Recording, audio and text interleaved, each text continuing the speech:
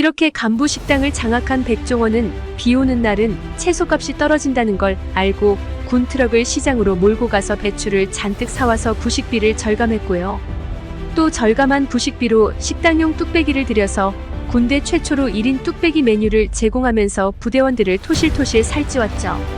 한편으로는 취사병이 일식, 양식, 중식 등 온갖 요리사들이 다 있었기 때문에 이들을 통해 요리의 기본을 배우고 연구하는 시간이기도 했다고 해요. 근데 원래 꿈이 사업가였거든요. 그래서 처음에는 인테리어 회사를 차립니다. 근데 아무래도 음식처럼 애정이 있는 분야가 아니다 보니 사업도 그냥저냥했어요. 그러던 어느 날 습관처럼 부동산을 기웃거리던 백종원이 부동산 사장님에게 식당 매물을 물어나 봅니다. 그러자 사장님은 마침 좋은 가게 자리가 있다며 보여줬는데요. 사실 식당할 마음은 1도 없었으나 적당히 이제 거절을 하기 위해서 말도 안 되게 가격을 후려칩니다. 그러자 식당 사장님이 오케이 콜, 거기서 그걸 받아버리신 거죠. 그렇게 얼떨결에 식당을 오픈하게 되었으니 그 식당이 바로 원조 쌈밥집이었던 겁니다.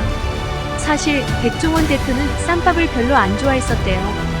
그래서 쌈밥집을 인수하면서 대구탕으로 메뉴를 바꿔서 새로 개업을 하려고 했었는데 같이 하기로 했던 주방 아주머니가 아들을 만나러 잠깐 미국에 들어갔다가 눌러앉게 되면서 그냥 그대로 쌈밥집을 열게 된 겁니다. 쌈밥을 안 좋아했지만 쌈밥집이 망하게 생기자 쌈밥을 안 좋아하는 사람도 먹게 하려면 뭘 해야 하지? 이런 고민을 하게 됩니다. 그러다 어렸을 때 어머니가 만들어줬던 쌈장을 떠올리는데요. 양파와 대파, 여기에 우렁까지 듬뿍 넣고 뚝배기에서 보글보글 볶다가 참기름을 넣어 만들었던 쌈장. 그런데 이때 주방에는 호랑이 주방장인 부산 아주머니가 계셨습니다. 음식의 전문가가 아닌 백 대표는 쌈장 좀 이걸로 바꾸자고 말을 하기가 어려웠고 고민 끝에 내기를 제안하게 되는데요. 막장이랑 쌈장을 같이 내보고 반응을 보시죠.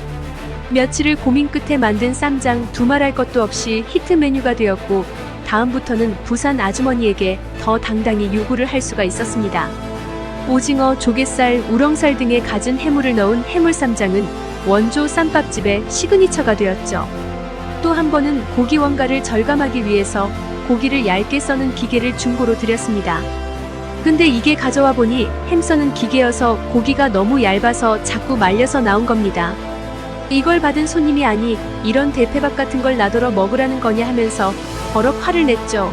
그런데 그때 백종원은 이런 생각이 번뜩 납니다. 대패밥, 대패 삼겹, 그래 대패 삼겹살을 하면 되겠구만. 이렇게 해서 대패 삼겹살이 탄생하고 이걸 상표권으로 등록해 대박이 나는데요. 그런데 위기는 항상 성공의 순간에 찾아오죠. 백 대표를 찾은 위기는 뜻밖의 곳에서 터졌으니 바로 건설업이었습니다. 처음에 쌈밥집을 대박 냈을 때가 30살이었어요. 물론 사진을 보면 그렇지 않아 보여서 네티즌들이 백종원의 시간은 거꾸로 간다라고 하지만 정말 어린 나이에 기질을 발휘해서 사업을 잘 해냈죠. 그런데 백 대표의 꿈은 사실 요식업이 아니었잖아요. 인테리어 회사가 적자가 났지만 놓지 않고 있었고 마침 기회가 옵니다. 미국에서 건축 자재를 독점으로 수입할 수 있는 기회를 잡은 건데요. 사업은 금세 잘 나가서 규모가 매우 커졌고 연매출이 50억 원에 이릅니다. 이때 자재 유통뿐만 아니라 목조주택단지 사업까지 벌이게 되는데요. 하지만 때는 1996년 머지않아 IMF 위기가 터진 거예요. 근데 이 건축업이라는 게 처음 계약한 집값에 지어줘야 되잖아요.